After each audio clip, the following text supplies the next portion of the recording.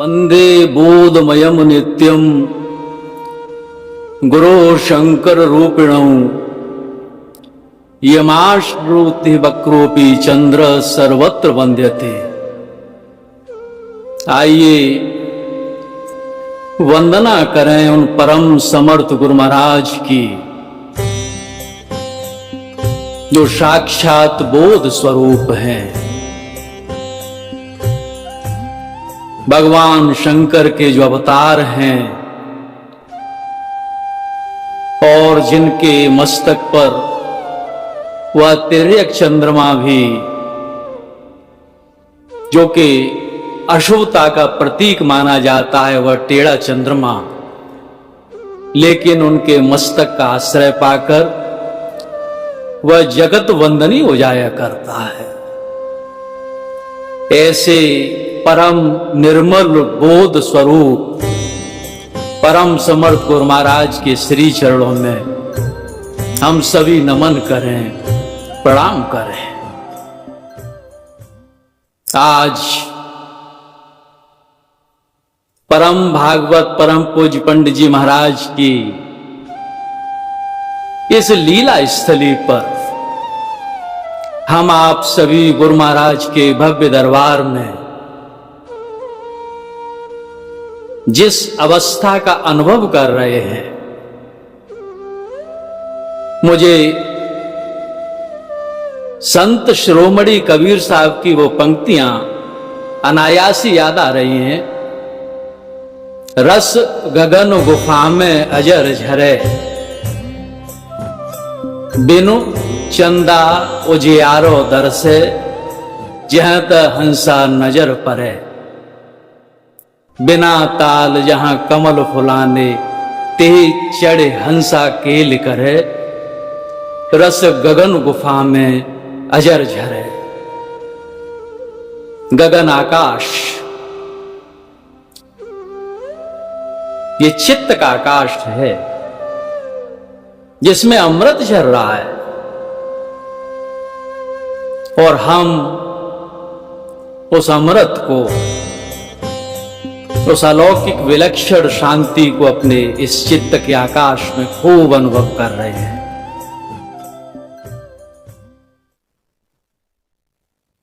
संतों की महिमा का वर्णन शब्दों में समाता नहीं है। परम समर्थ गुरु महाराज साधना के अनुभव में फरमाते हैं, खाली सुबह से शोर की आवाज थी यहां, पानी में भर गए तो खामोश हो गए। गड़ा जब तक खाली था खूब शोर करता था, लेकिन जिस क्षण भरा खामोश हो गया। संतों की महिमा क्या क्या वर्णन किया जाए, वो शब्दों से परे की चीज है, लेकिन फिर भी मन नहीं मानता, क्योंकि उनका गुणानुवाद करने से हमें ही तृप्ति मिलती है। एक तोष उत्पन्न होता है, परम तोष का भाव। इसलिए उनकी महिमा का वर्णन कर लेते हैं। बाकी तो जहां तक ज्ञान की बात है, क्या रिझाएंगे अपने ज्ञान से, उन्हें जो स्वयं ज्ञानावतार हैं। भक्ति की बात है, जो स्वयं भक्ति का सगुण स्वरूप है, क्या वर्णन किया जाए, लेकिन मन नहीं मानता। दो बातों पर, ऐसे अवसरों पर, जो दो बिंदु हैं, उस पर आइए हम आप सभी विचार करें। ऐसे महान अवसर जो होते हैं, वह मनन का अवसर देते हैं। सर्वप्रथम संतों के चरित्र जो हैं, वह एक उजियारा प्रदान कर जाते हैं, अंतस में उजाला कर देते हैं, प्रकाश कर देते हैं। किसी ने खूब ठीक भी कहा है, उन्हीं की रोशनी में जीवन की राह पाई, वरना भटक चुके यहाँ लाखों मसाल वाले। किसी संतों के प्रकाश में ही जीवन का मार्ग मिलता है, नहीं तो जिनके पास ज्ञान की मशालें हैं वह भटक जाते हैं। तो प्रथम बात तो ऐसे महापुरुषों का, ऐसे संतों के चरित्र के बारे में, वो कैसे उस पूर्णता को प्राप्त कर गए, इस पर विचार, ये सार्थकता देता है। और दूसरी बात उनकी विचारधारा, उनके महान शाश्वत विचार, सगुण स्वरूप। तीन बातें वैसे तो अनंत है, अनंत, लेकिन हमने तीन ही बातों पर ध्यान दें उनके चरित्र की, जो ये तीन विशेषताएं। शिष्य क्या है, कहा करते थे अपने परम समर्थ गुरु महाराज की याद में, उनके भावों की अनन्यता, उस पंक्ति को आप अवगाहन कर लें। वो कहते थे, देखा जो आज तक था, तस्वीर थी वो तेरी, जो कुछ सुना था मैंने वो था कलाम तेरा। क्या दृष्टि की अनन्यता है, ना अन्य। जो कुछ मैंने इस दृष्टि से, इन आंखों से देखा, वह तेरी ही तस्वीर थी। तू ही अनंत रूपों में विभक्त, तू ही नजर आया, तेरे सिवा यहां कुछ था ही नहीं। देखी जो आज तक थी, तस्वीर थी वो तेरी। और इन कानों ने जो कुछ सुना था मैंने, वो था कलाम तेरा। तेरे ही गीत थे, तेरे ही वह शाश्वत व अनंत तराने, वह स्वर लहरियां, वही गुंजार होता रहा मेरे अंतस में, और कुछ था नहीं। वे एक स्वर्णिम हस्ताक्षर बन गए, एक आदर्श शिष्य का, एक समर्थ गुरु के शिष्य। शिष्य क्या होता है? वो रिक्तता, वो कृष्ण की वंशी, जिसको के गोपियों को जिससे ईर्ष्या हो गई थी, कहा था कि इसमें क्या विशेष बात है, भगवान इसे अधरों से लगाए फिरते हैं। राधा ने कहा था, देखो, एक सखी ने देखा था, कहा ये खाली है। राधा जी बोली, बस इसीलिए प्रिय है। वे ऐसे ही खाली हो गए थे, इतने रिक्त। ये शिष्य की चरम परिणति है, जिसमें गुरु ही शेष रह जाएं। कहा करते थे, जिन प्रेम को बीज बयो तिनके, पद पंकज प्रेम की चार। अभिलाष नहीं मोई स्वर्ग मिले, और खेद नहीं चित नरक दहे। जिन प्रेम को बीज बयो तिनके, पद पंकज प्रेम की चार है। पराकाष्ठा, एक आदर्श शिष्य के भावों की वो साकार स्वरूप बन गए शिष्य। दूसरी बात, लयता। और परम समर्थ गुरु महाराज ने उनका निर्माण किया था। लयता ऐसी प्राप्त नहीं हो जाती। एक संस्मरण याद आता है अक्सर कर, एकांतिक क्षणों में जब मैं परम आराध्य के समक्ष बैठता हूं, कुछ सुना दिया करते हैं। एक दिन बोले, चाचा जी कहते थे सभी परम भागवत को, चाचा जी एटा गए गुरु महाराज से मिलने, घर पे घी का काम होता था, घी ले जाते थे। गुरु महाराज उधर से पोस्ट कार्ड डाल देते थे।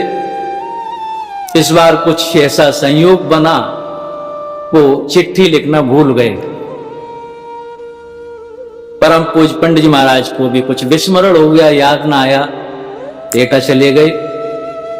जब भी गुरु महाराज और पंडित जी महाराज सन्मुख होते थे, वो क्या अवस्था होती होगी कल्पना करें। ऐसा लगता था जैसे एक बछड़ा अपनी गाय के पास आता है रमाता हुआ। मुस्कुराए, पंडित जी आ गए? हाँ, खूब आए। बैठे, हालचाल पूछा। कुछ समय पश्चात बोले, घी ले आए क्या? परम भागवत ने बड़ी मासूमियत से जवाब दिया, आपका पत्र नहीं मिला था। गुरु महाराज मुस्कुराए, बोले, क्या अब भी तुम्हें चिट्ठी लिखने की जरूरत पड़ेगी? एक मौन छा गया।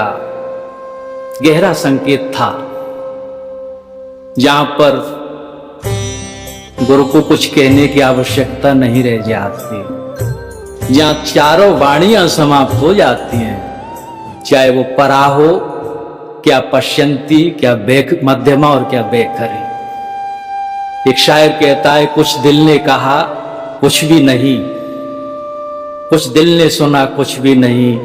क्या ऐसे बातें होती हैं? हां, ऐसे भी बातें होती हैं। निर्माण कर दिया और लयता की उस स्थिति में पहुंचा दिया कि जब 1983 से पहले वह अस्वस्थ थे, या अवस्था थी, क्या थी वही जाने। नवनीत हृदय बड़े भैया साहब से शायद पटना भंडारे में कुछ वरिष्ठ सत्संगियों ने रोकर प्रार्थना की थी, हमारी तो गुरु महाराज सुनते नहीं हैं, आप ही प्रार्थना करें उनके स्वास्थ्य के लिए। जानते क्या जवाब था? बड़े भैया साहब का जवाब था, किसकी प्रार्थना किससे करूं? दोनों इस कदर समाये हैं एक दूसरे में, गुरु महाराज में पंडित जी महाराज और पंडित जी महाराज में गुरु महाराज। किसकी प्रार्थना किससे करूं? मौन हो गए लयता। और तीसरी चीज, व्यवहार। अध्यात्म का प्रबल पक्ष व्यवहार है। ज्ञान की बड़ी बड़ी बातें, शास्त्रों को खूब रट लेना, बड़े बड़े श्लोकों को कह देना, यह अलग बात है। लेकिन एक सूफी ने कहा है कि इल्म वही जिस पर अमल हो जाए, वरना सब बेकार। एक छोटे बड़े संस्मरण हैं, कहां तक वर्णन किया जाए उनके व्यवहारिक पक्ष। भंडारों से एक बार लौट रहे थे, कड़कड़ाती सर्दी, वो जाड़े का महीना। एक निर्धन व्यक्ति स्टेशन पर बस देखा, कांप रहा था सर्दी से, अपनी जैकेट उतारी, उसे उड़ा दी, दे दी। घर चले आए, कोठी पर पूछा, चाचा ये जैकेट कहां थी? जिसको जरूरत थी उसे दे दी। अध्यात्म का व्यवहारिक पक्ष मनुष्यों में ही नहीं, जीव जंतुओं में भी। चुलावली में इन्हीं दिनों बारिश के महीने में वही तालाब धर्मशाला के पास, जिसमें आप सब ने भंडारा का आयोजन होता, तो तालाब है। एक कछुआ सागर उसकी तालाब की लहरों से बाहर आ गया था। गांव के बच्चे थे, शरारत बच्चों में रहती, उसको कंकड़ मार रहे थे। लहूलुहान हो चुका था वो कछुआ। वह अपनी मुंडी निकालता, तालाब की तरफ जाने की कोशिश करता, लेकिन फिर बच्चे पत्थर मारते, फिर अपने उसको छाल में वह अपने मुंह को सिकोड़ लेता। परम पूज्य पंडित जी महाराज उधर से गुजरे, देखा, बच्चों को डांटा। उस कछुए को बस अपने वो दिव्य स्पर्श था, क्या था, उठाया, अपने गमछे में रखा, तालाब तक लाए, किनारे रख दिया। बहुत देर बाद वो भयाक्रांत कछुए ने अपनी गर्दन निकाली, देखा, धीरे धीरे अपने नन्हे नन्हे पंजों को बाहर निकाल के तालाब की तरफ रेंगने लगा। मुड़ के देखा एक बार, अपनी गर्दन मोड़ी। उस संस्मरण में लिखते हैं कि उसकी मोती जैसी दो आंखों ने मुझको जिस भाव से देखा, मुझे ऐसा आभास हुआ कि मुझे लाखों आशीष दे रहा हो। वह तो तालाब में प्रवेश कर गया। उस पल जिस वक्त मेरी आंखों की पुतली उससे मिली, मैंने ऐसा हल्का कभी जीवन में फिर महसूस नहीं किया। देखें, अध्यात्म का व्यवहारिक पक्ष, ये तीन बातें वो शिष्य की परिभाषा बने, वह स्वर्णिम हस्ताक्षर बने, वह लयता के जीवंत अवतार बन गए, उनकी गाथा ही गुरु की गाथा बन गई। अध्यात्म को उन्होंने जीवन में उतार के दिखा दिया, अध्यात्म क्या होता है। और दूसरी बात, परम समर्थ गुरु महाराज की विचारधारा को बड़े सरल स्वरूप में, बड़ी सरल भाषा में उस अमृत को लोगों के अंतस में उड़ेलते रहे जीवन भर। परम समर्थ गुरु महाराज की वाणी है, उस विचारधारा के पक्ष को देखें कि यह जो हमारी क्रिया है, यह जो साधना है, इसका मूल उद्देश्य है अल्प का सर्वज्ञ से मिलाप। जीव अल्पज्ञ है, गुरु व परमात्मा सर्वज्ञ है, और इसका अंतिम लक्ष्य है उससे मिल जाना।